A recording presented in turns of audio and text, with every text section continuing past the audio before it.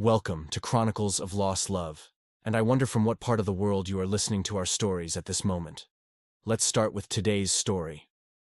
The atmosphere in the conference room on the top floor of the investment firm was heavy. Maximo was standing in front of the floor-to-ceiling windows with his eyes looking beyond the morning fog of the city. In the distance, his figure was outlined under the rising sun, in an upright silhouette exuding an aura unperturbed.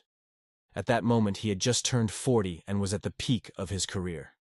Gentlemen, he turned, his eyes swept over the executives at the conference table.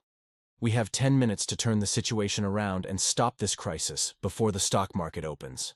Elena is the PR release. Ready? Yes. President Elena. The dignified and elegant director of public relations responded quickly. Maximo nodded. Lucia.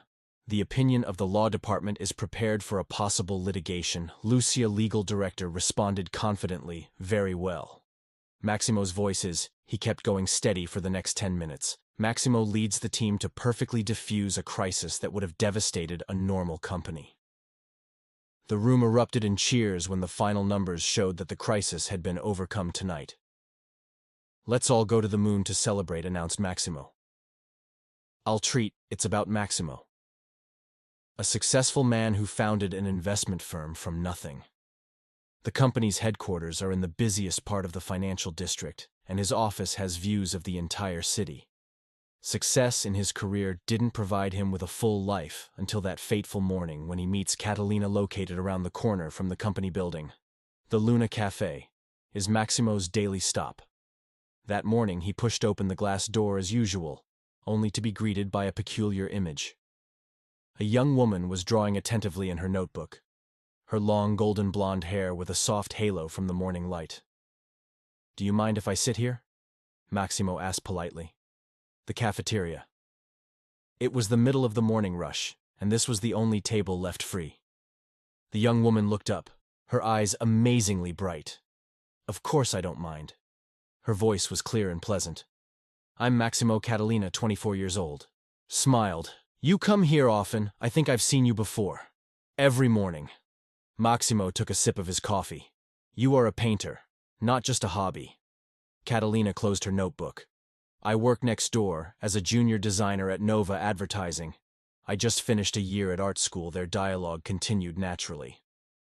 Maximo discovers that Catalina is not only pretty, but also intelligent and lively. She comes from a middle-class family, the only daughter of a father who is a university professor and a mother who runs a gallery. This family background gave her an independent character and an artistic temperament. Catalina, for her part, feels attracted by Maximo's sophisticated charm.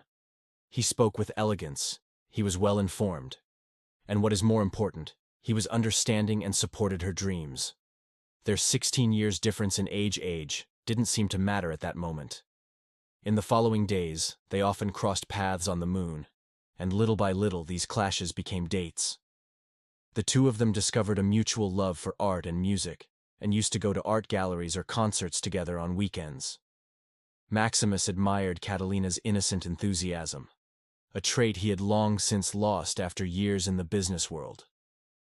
Catalina, for her part, was impressed by the firmness and commitment of Maximus, who always gives her the best advice when she is in trouble. "Are you sure you want to go out with an old man?" Maximus asked half-jokingly. At one point, Catalina looked at him seriously. "Age has never been a problem for me. What matters is that I feel safe and happy when I am with you. However, not everyone looks favorably on this relationship." Catalina's circle of friends had their reservations. This circle of friends is made up of her friends from college who usually meet on weekends. One of them, Dulcie, is the director of planning at the agency. And the one who recommended Catalina to the company, Beatrice, for her part, works for a fashion magazine, and is the loudest person in the circle. "Honey." "Are you sure?" she said sweetly at a girl's party. "You are so young.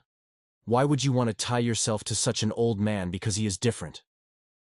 Catalina says firmly, "He respects my career and supports my dreams." Beatrice was more direct. "I bet he only thinks of you as a young toy. Such successful men who knows what is in their hearts. Look at the wives of those powerful families in our circle. They are glamorous in appearance, but in private, they do not know how painful they are." But those skepticism have not convinced Catalina. On the contrary, it made her more sure of her choice. Maximus cares for her and takes care of her much more than she expected. He not only supported her work, but encouraged her to continue developing her artistic talent. Months later, Maximus took Catalina to his private villa on the coast. It was his favorite place to watch the most beautiful sunsets. On a terrace illuminated by the setting sun, he knelt down and took out a custom-made diamond ring. I know that we have not known each other for long, and that there is a big age difference, but I am pretty sure that you are the person with whom I want to spend the rest of my life. Catalina, will you marry me? Catalina's eyes filled with tears. Yes, I do. The decision immediately caused a heated discussion between the two families. Catalina's parents, especially her father, expressed their deep concern about the marriage.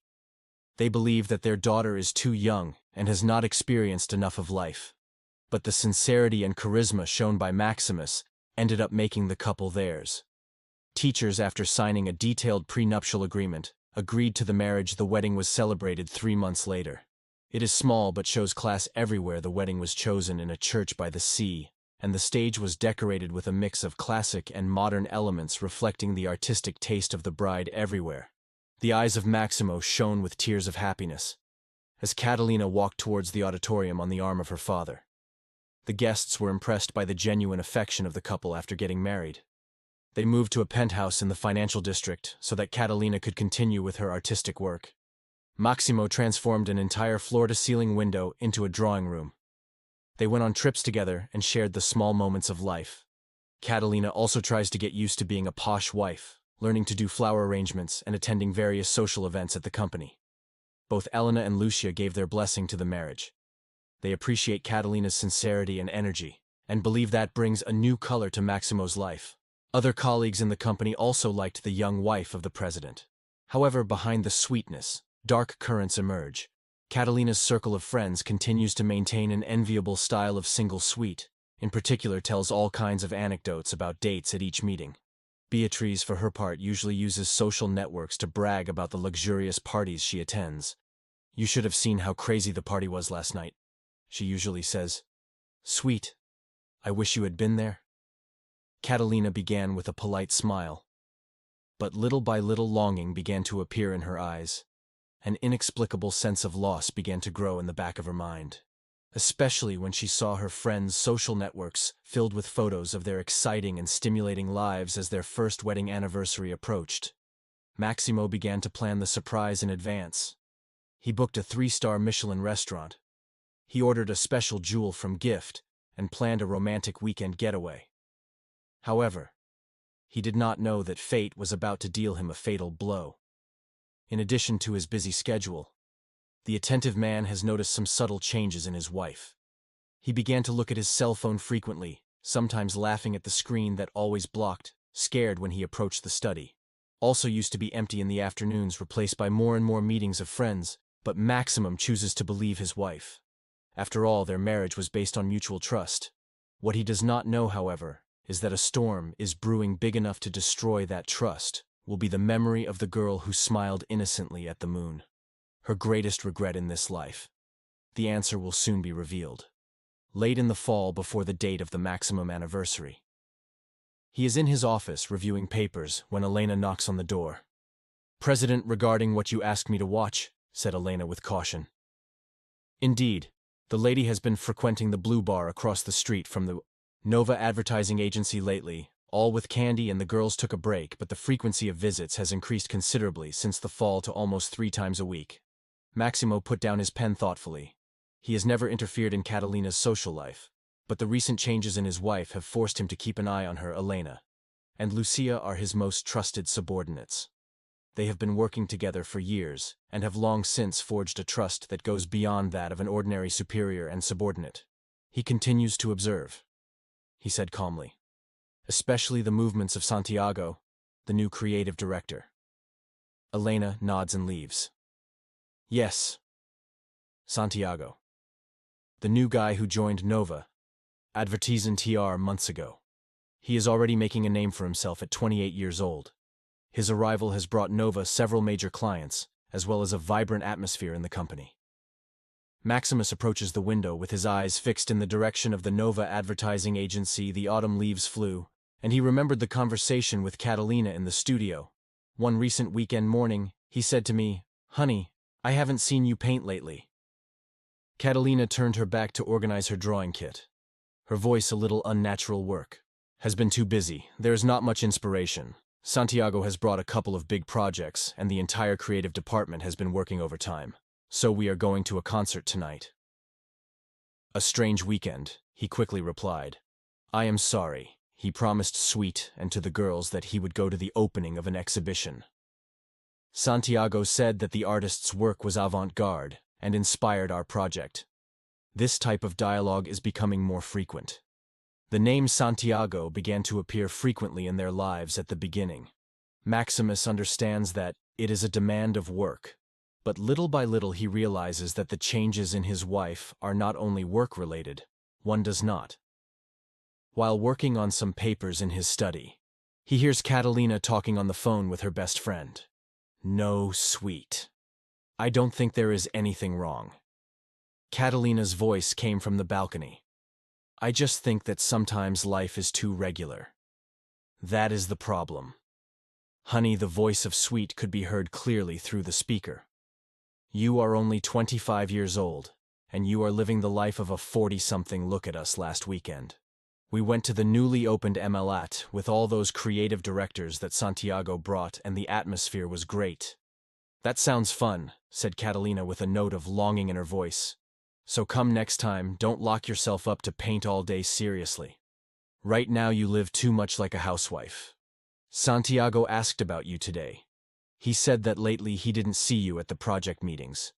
This dialogue made Maximus realize the seriousness of the problem. Through the investigation of Lucia learns that Santiago is a veteran of love affairs, and it is rumored that he had several office romances before joining Nova and now seems to be targeting Catalina. The turning point came on a Friday in late autumn at Dulcie's birthday party. Catalina insisted on attending that day, saying it was a tradition among friends. The party was at Melee, a recently opened nightclub known for its unique atmosphere and its mysterious private booths. "It won't be too late," she assured Catalina. "We will probably be back at midnight, maximum." He looked at his wife's well-kept back and for the first time felt a pang of uneasiness. She had chosen a black evening dress that he had never seen before, and her makeup was much more intense than usual. But he preferred to believe her and limited himself to telling her, "Take care of yourself and call a car park if you need it that night." However, Catalina did not return until 3 in the morning. She smelled slightly of alcohol. Her cheeks were flushed from excitement, and the necklace she was wearing around the neck had disappeared at some point when Maximo asks her about the party. Her answer seems distracted. "A pretty normal party," she said vaguely, "just dancing and chatting." Santiago and the guys from his company were there. So there was some work talk the next day. Lucia brought some photos from social media in the photo. You see Catalina and Santiago dancing on the dance floor with his hand on her waist in an intimate gesture. Even more worrying is the fact that Catalina is wearing an unknown necklace around her neck, the same one that had disappeared. When she returned home, the photo was quickly deleted, but it was enough for Maximo to stop after further investigation. Santiago's image became clear. He is gentle, he has talent, and more importantly, he knows how to attract the attention of young women. He paid special attention to Catalina's presentations at project meetings. He smiled charmingly during chance encounters in the company hallways and often organized team meetings under the pretext of work. In the following days, the behavior of Catalina became more erratic. She started to postpone all appointments with Maximo. The reason always related to work. Her mobile phone is set with a new password and is not left unattended for a moment. Late at night, Maximo could hear her talking on the phone from the balcony in a low voice with the sound of a man's laughter on the other end of the line. From time to time, the Pup Blue became her regular place to eat and leave work. Whenever Maximo asked her, she replied that she was discussing the project with her colleagues, but thanks to Elena Santiago's observations, not only was she always there, but always carefully chose to sit where he could see Catalina. The eye contact and body language between them clearly exceeded the limits of ordinary co-workers. One weekend night, when Catalina postponed their date again, Maximus decided to check it out for himself. He chose a discreet corner of the bar and watched as his wife and Santiago sat at the bar chatting and laughing. Catalina's eyes shone with a glow that had only blossomed for him, before it was clear that Santiago knows how to please a girl. He listened attentively to Catalina as she spoke, making the right comment at the right time to make her laugh. They talked about art, fashion, music, all the common topics for young people. Santiago's hand accidentally touched the back of Catalina's hand, which she did not avoid. All this was recorded silently by Lucia as the legal director of the company. She knew that these tests could be useful in the future, but Maximus stopped her. Wait a little more. Let's see how the work goes. Situation deteriorated even further after Sweet Winter seems to be setting a trap for Catalina and Santiago, intentionally or not. While Beatrice keeps hinting at the party that marriage is not everything. Catalina started to work overtime frequently, but the company's attendance records showed that she and Santiago used to stay alone for another 2 or 3 hours after their usual project meetings a snowy afternoon. When Catalina came home late again, Maximus finally spoke. "You've worked a lot lately." "Well," he answered distractedly. "The company is preparing for a big project. We have to discuss it with Santiago every day at this time." Catalina's body visibly stiffened. "You sent someone to follow me. I'm just worried about you," Maximus said calmly. "It's my duty as a husband." Catalina raised her voice. "Suddenly duty, everything is a responsibility. My life is tied to all kinds of responsibilities. I don't remember the last time I was really happy." Those words were like a sharp sword that stabbed Maximo in the heart, but he kept his cool. "So Santiago makes you happy. Leave Santiago out of this," Catalina said, agitated. "He is only a good colleague and a good friend. It is you, on the contrary, who always organizes everything your way. I am not your accomplice, Maximus." The conversation ended with a slam of the door from Catalina. She did not come home for 3 days in a row. She only sent a message saying that she was staying at Dulcie's house. And through Elna's investigation, Maximus finds out that she has actually been living in a boutique hotel in front of Santiago's apartment, and that Santiago can be seen picking her up every morning to take her to work. It was on the morning of the 4th day when Beatrice made her unexpected visit as chief editor of a fashion magazine. She has always had a reputation for being well-informed. It is clear that this visit was not just for coffee. "I thought you should know," she said, taking an elegant sip of her coffee. Catalina has recently been thinking about proposing a marriage open. The idea came to her from Dulcie, who said that she would return. The passion for life, apparently. Santiago's presence makes the offer attractive. Yes. The eyes of Maximus. They became significant. "Why are you telling me this?" "Because I see that Santiago is not a trustworthy person." Beatrice looks directly at Maximus, and he does not have a good reputation in the ring. "I do not want Catalina to make the same mistake like that." "Yes, you are helping her. I am helping a friend stray." Beatrice stood up and prepared to leave. "And what you do with him is your business." Maximo's eyes sharpened as he looked out the window at the flurry of snowflakes. "Since someone wants to play with fire, let this fire burn a little more." Elena picked up the phone. "Make an appointment for me with the owner of the Blue. I think we have to make some preparations. It is time to put an end to this farce."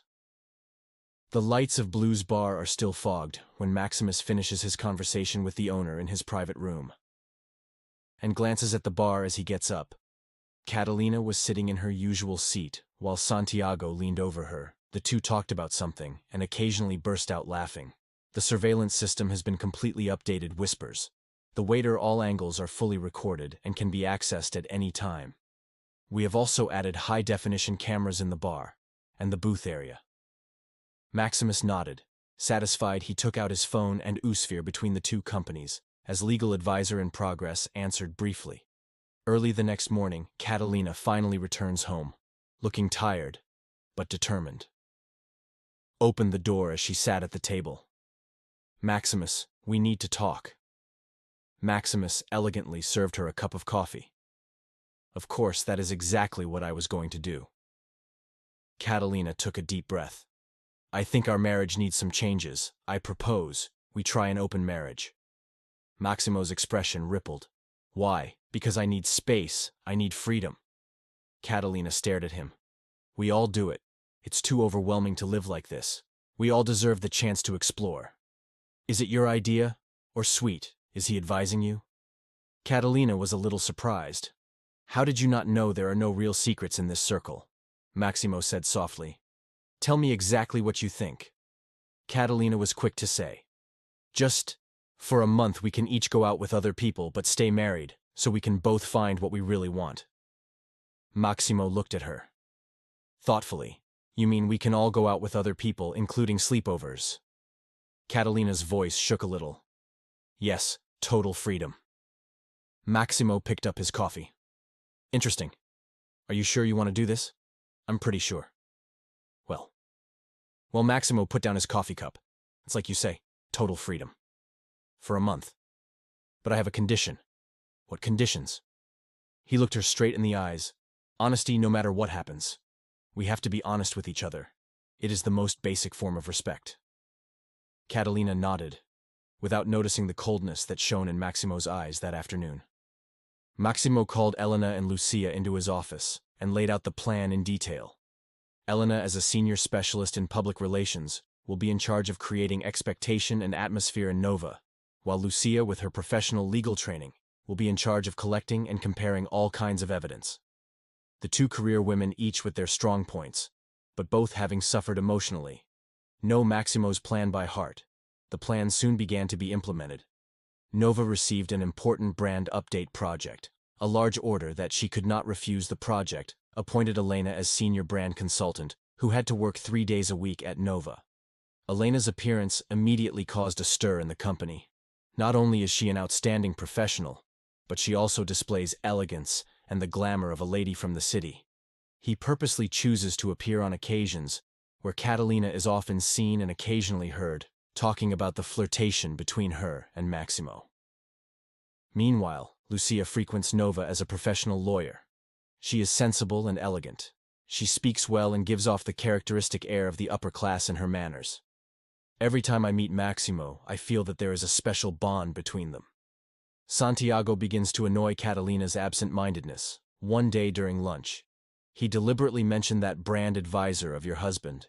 He seems to be very charming. Catalina forced herself to calm down seriously. He was not paying attention. Santiago continued.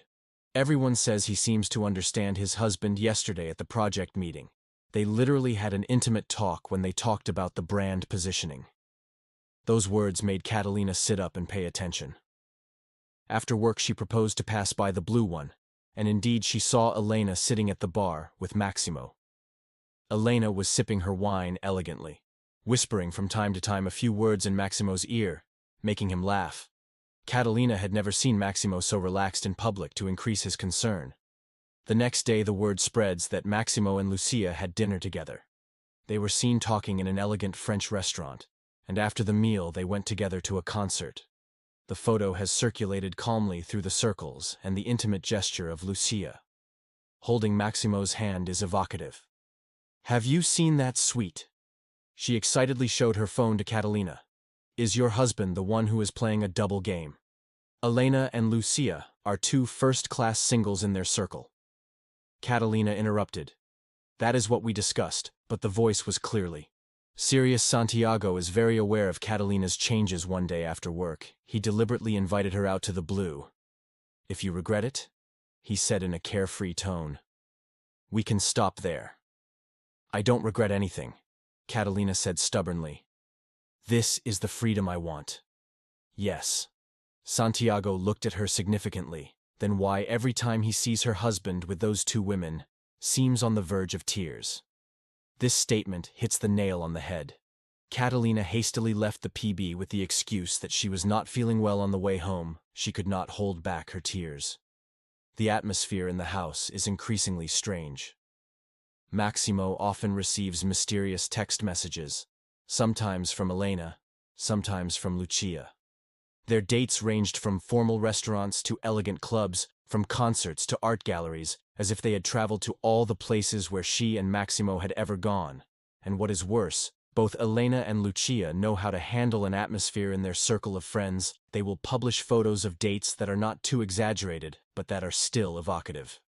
Rumors began to circulate in circles that Max was finally going to find someone who truly understood him one weekend morning, as Catalina prepared to go out. "Hey Max, talking on the phone from the balcony tonight. Yeah, I'm looking forward to it." His tone was soft. "Yes, I've missed you too, Elena." The words were like a knife in the heart of Catalina ran out of the house with tears clouding it to Santiago's flat, only to find him joking intimately with the editor of a fashion magazine. The editor was young and pretty, a rising star in their circle. Driving dazed Catalina arrives at Beatrice's house. "I can't take it anymore," she screamed. "Really. He started dating other women, and 2 of them." Beatrice held out a glass of red wine. "Isn't that what you want, freedom?" But I didn't think. Catalina stifled a sob that he would be so quick to love. Beatrice sighed. "Do you really think a man with that much success at Max wouldn't have suitors?" Elena and Lucia are 2 celebrities in their circles, and have been waiting for this opportunity for a long time. Now that the opportunity has come, of course, they will not let it go. Those words brought Catalina down even more. She began to follow like crazy all of Maximo's movements, feeling that her heart was breaking in her chest every time she saw an intimate photo with those 2 women. Not even Santiago's sweet words could cheer her up one night, while she went out to get some air on the balcony. She heard jokes and laughter coming from the floor below next to the street lamp. She saw Maximo helping a slightly drunk Elena to get into her car. Elena naturally leaned on his shoulder in an intimate gesture. It was a scene that drove Catalina crazy with jealousy the next morning. "We have to talk. What's wrong?" Maximo asked calmly. "Last night you and Elena had a few drinks, and I took her home. Is that a problem? Are you said?" Catalina, unable to continue. "If you ask if something happened," said Max, looking at her directly. "Then, as we agreed, I will answer. Honestly? Yes, I kissed her, but that's all. After all, we agreed to be honest." The answer made Catalina feel heavenly. She staggered back with tears in her eyes. "How could you?" "Isn't that what you wanted?" asked Max rhetorically. "Total freedom. Elena is wonderful and understands me. We have a lot in common. Besides, Lucia is a very special woman. But what about you?" Max continued, his voice suddenly turned icy. "How are you doing with Santiago? Surely your relationship isn't just at work either." "No." Catalina. She couldn't speak. She had also had close encounters with Santiago, but those moments paled with the pain she felt now. I thought it would improve our marriage, seriously." Max's voice suddenly turned sharp. "Or are you just trying to invent a decent excuse for your betrayal?" The words exploded like thunder, and Catalina stood still. Finally she realized the terrible mistake she had made, but it was too late. The door she had opened with her own hands was pushing her into an abyss, irreversible, and that's just the beginning. The open marriage experiment was in its 3rd week when she received a call from Elena. "All the evidence has been gathered until the end." According to the law, Elena's voice was calm and professional. The CCTV images of Blue's PB were obtained through a formal business association, and Lucia has confirmed that they are perfectly legal. The bank records were also investigated through formal channels, all within the scope of a commercial anti-fraud investigation. "What is happening in Santiago has gone better than expected," said Elena cautiously. "Her clandestine affair with the fashion director Isabella comes from far away. The consulting fees we offered her were nothing more than a way to give her the peace of mind necessary to continue with her farce. What new information has Beatrice recently provided?" "She sent many valuable proofs," Elena replied as a veteran of the fashion industry. "She is in possession of a great number of intimate photos of Santiago and Isabella. These are open secrets in the industry, only Catalina kept in the dark very well." Maximum looked out the window at the overcast sky. "It's time to end the show. Everything is done within the legal framework as president of the investment company." Maximum had good reason to investigate the executives of the advertising agencies he worked with, and it makes perfect sense that Deblow, a longtime partner of his company, provides surveillance footage when Catalina came home that night. She saw Maximum sitting on the living room couch, with the laptop screen in front of him glowing with a light, creepy honey. His voice was unusually calm. "Come see this on the screen" reproduces a surveillance video of Poop Blue. The images clearly show all the interactions between Catalina and Santiago throughout the month. The flirtatious glances, the involuntary physical contact, and the scene in which Santiago picks her up in his arms late at night in the stalls. Catalina's voice trembled. "You have spied on me, surveillance maximum. I'm leaving." That's the honesty. What do you want? Let's not continue. The screen changes to another video. Santiago and Isabella lovingly and flirting in a Michelin restaurant. The date indicates the exact day that Catalina went to see him. Isabella is the director of the fashion industry. Apparently, Santiago has been her clandestine lover. "Do you know why your true partner is so devoted to you?" whispered Maximum. "Because he receives a substantial consulting fee before each date. Our legitimate consulting expenses. Business and our company. If it needs your advice, period. What?" Catalina felt dizzy. Maximum opens a contract commercial. It's a consulting agreement Santiago has with our company. The weekly meetings are paid work. Beatriz is right. She has a bad reputation in the business. No. This can't be. And this is Maximo showing the documents. His wonderful BFF Dulcie was very helpful as planning director of Nova. She played a fundamental role in our brand update project. Every suggestion deserves an adequate reward on the screen. A consulting agreement appears. Catalina sees more known names besides Dulcie. Even some casual acquaintances are involved in the project. As for Elena and Lucia, Maximo's voice contained a hint of sarcasm. "They are my most capable subordinates. Between us, there was nothing more than a normal working relationship. Each appointment was an elaborate business deal to make you understand what true betrayal is." Catalina froze on the couch with tears clouding it. This why Maximo stood up and looked at her condescendingly. "Why did you betray our marriage? Not when you proposed an open marriage, but the moment you hinted at Santiago." He opened the last video. It's surveillance footage from Moonal nightclub the night of Dulcie's birthday party. The footage shows Catalina and Santiago embracing on the dance floor and passionately kissing. The video was provided legally by the nightclub owner and a college friend of Maximo. "Remember, it was from that day on that you started weaving lies. Every excuse, every overtime was to cover up your betrayal." Catalina bursts into tears. "I didn't mean that alone. I'm confused. Maximo's voice was full of sarcasm. "Your confusion ruined our marriage. Now I give you two options. Pull out a stack of papers. The carefully prepared divorce papers of Lucia. First, sign the divorce papers. I will tell the public that it was a peaceful breakup to protect your reputation. Second, I will publish all the evidence so everyone can see how your pillow talker cheated on you." And best friend Catalina picked up the papers with a shudder at that moment. Finally, she realized that she had not only lost a husband who loved her very much, but also all her confidence and dignity. She stifled a sob and said, "I choose divorce. Wise choice." Nodded. "Maximo, Lucia will take care of all the legal paperwork herself tomorrow." Just at that moment, Catalina's cell phone rings. It was a message from Santiago. "Honey, are you free for dinner tomorrow? I have something important to tell you." Maximo looked at the screen of his phone. It seems that he is going to announce his relationship with Isabella. It is time for this drama to come to an end. Catalina turned off the phone silently and got up to go to her bedroom, passing by to Maximo. She whispers, "I'm sorry, it's useless for you to apologize." Maximo's voice was icy. "Pick up your things and leave tomorrow." The next day, while Catalina drags the suitcases and gets ready to leave, Elena and Lucia appear at the door. "Do not blame Maximo for being cruel," Elena said calmly. "She gave you the opportunity to leave with dignity. If Lucia had not insisted on following the law, the evidence could have spread throughout the circle." Lucia added, "The agreement is fair and much better than you deserve.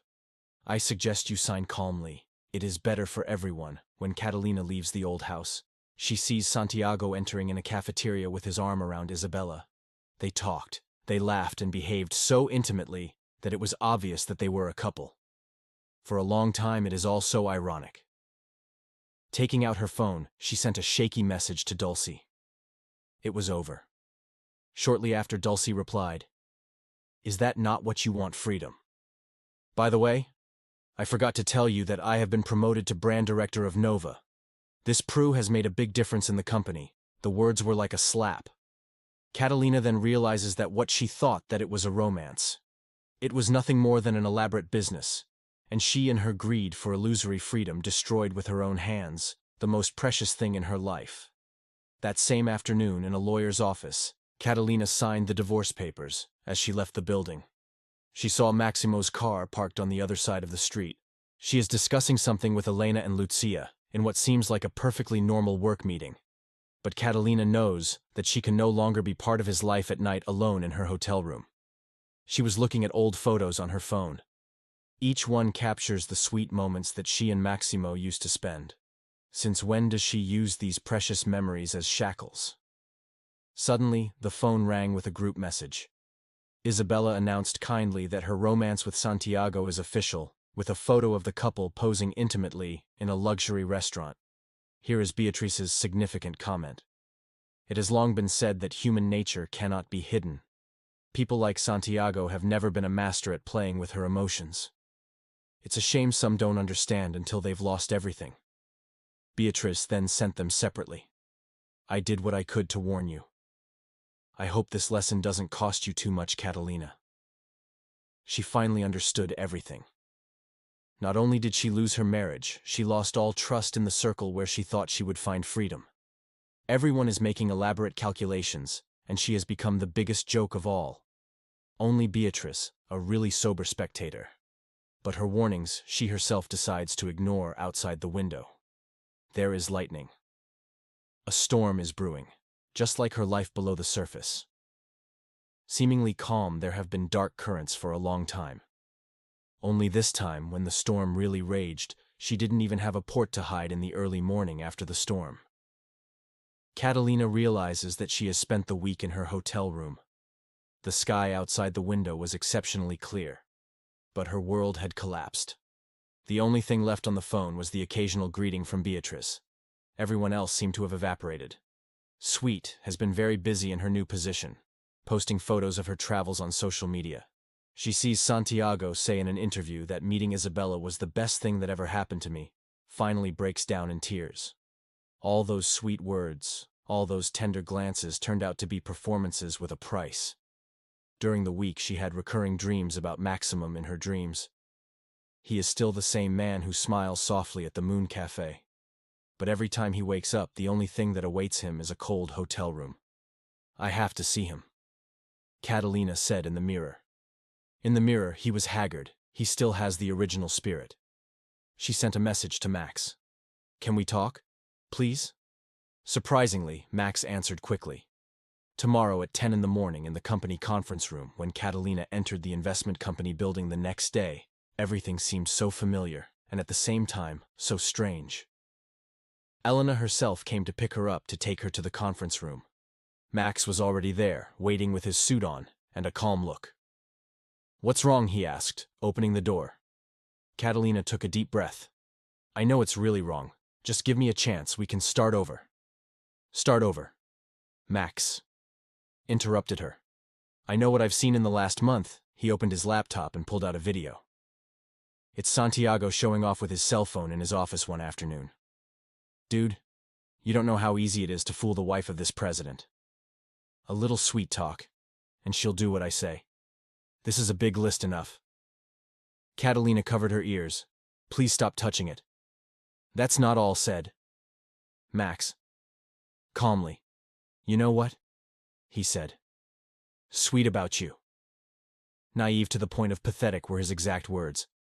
"And those supposed parties with friends are just occasions for them to see you laugh." Tears clouded Catalina's vision. "I know it's wrong. I really know it's wrong." Bad Max stood up. "Your fault was not a moment of confusion, but a fundamental betrayal of our relationship. When I met you on the moon, I knew the age difference between us would be a problem. But I think with enough love and trust, we can overcome everything." He paused, and his voice became colder and harder. "And you? Why do you take my trust as a toy to play with? At will?" No, Catalina choked. I just got lost for a lost moment. Maximum. I don't know how many people have I been introduced to in the last month. Everyone said that with a state like mine I could have found a better one, but I refused because I still have illusions, and I hope you reconsider. His voice contained a deep disappointment. But what about you? Even when you played the open marriage game, you were so focused on your own pleasure that you were thinking about my feelings. Give me a chance. Catalina pleaded softly. She didn't say maximum with firmness. This marriage ended not because of Santiago, not because of Dulce and his calculations, but because of your choices. You chose betrayal, and you will suffer the consequences. 3 months later, Nova's internal audit detected important problems. Santiago used his position to commit financial irregularities in several projects. When Isabella found out about the incident, she immediately cleared things up with him and communicated more details of the infraction to the company. Dulce, as her immediate superior, is to blame. She had to resign from her newly promoted position as brand director. It turned out that she and Santiago had privately conspired to enrich themselves with the project funds. The scandal completely destroyed her career. This is the reality, Beatrice wrote in an email. Cat Santiago was never a deep man. He was just a liar who put on a decent facade. Isabella was a SN. But at least he understood when to back down completely one afternoon. Months later, Catalina meets Maximo by chance in an art gallery. He was not alone. There was an elegant woman at his side. This is Victoria, introduced simply Maximo, the famous director of the MVR gallery. She felt gently. She seemed to be about 35 years old with wisdom and a dull look. It turns out that she and Maximo met because of an investment in art. Both love art and soon realized that they had a lot in common. She understands the true meaning of appreciating art, Beatriz later told Catalina. Unlike some people who only use it as decoration to spice up their lives, the words are cooked. Catalina. Yes. How many paintings did she make when Maximo had a studio for herself? Those supposed artistic activities were nothing more than a whim for her. After another 3 months, Santiago was formally accused of embezzlement. The prosecution had a lot of evidence, including records of his dealings with Dulce. Isabella appeared as a witness at the trial, and her testimony completely cost Santiago his chance to turn the case around. When Catalina sees a photo of Santiago being escorted to court on the news, the romantic figure that once danced in her heart ends up completely crumbling. A year later, at the end of autumn, an invitation was posted on the door of the café La Luna. Maximo and Victoria are getting married at the end of the month. The photos of the invitation were impressive. Victoria in an elegant dress standing in front of an art exhibition that she herself had commissioned, while Maximo remained at her side with an undisguised sparkle of happiness in his eyes. They are true soulmates. Beatrice commented they don't need to deliberately attend to each other, because it is destined to be the same world. One weekend, Catalina was on the moon again. She has found a new job in a small design company. Life is boring, but with your feet on the ground, and that is probably what she is best at. Are you okay? She asked Beatrice, who had worried about her. I'm fine, said Catalina with a bitter smile. Alone, that I have finally realized that there are expenses that take a lifetime to pay off. But it has also taught me to appreciate what I have in front of me. The glass of the cafeteria reflected her image. The energetic young woman of yesteryear had disappeared, replaced by a more mature woman. She lost everything, but gained the most valuable thing in life. The leaves that fell through the window danced like the morning when she and Maximo had met, only this time, she finally learned that some people once lost are forever, and Maximo was finally waiting for someone who would truly understand him. On his and Victoria's wedding invitations printed in gold letters it read, "True love has nothing to do with age, but with the resonance of the soul." This is probably the best disposition of fate and the fairest account for everyone. Thank you for listening to this story of emotional ups and downs. We would love to know where in the world you are watching this video right now. What time is it? Let us know in the section comments. Good morning, good afternoon, or good night. I wish you a wonderful day. If you like this story, don't forget to like it, share it, and subscribe to our channel to receive more content. I hope to see you again in another story.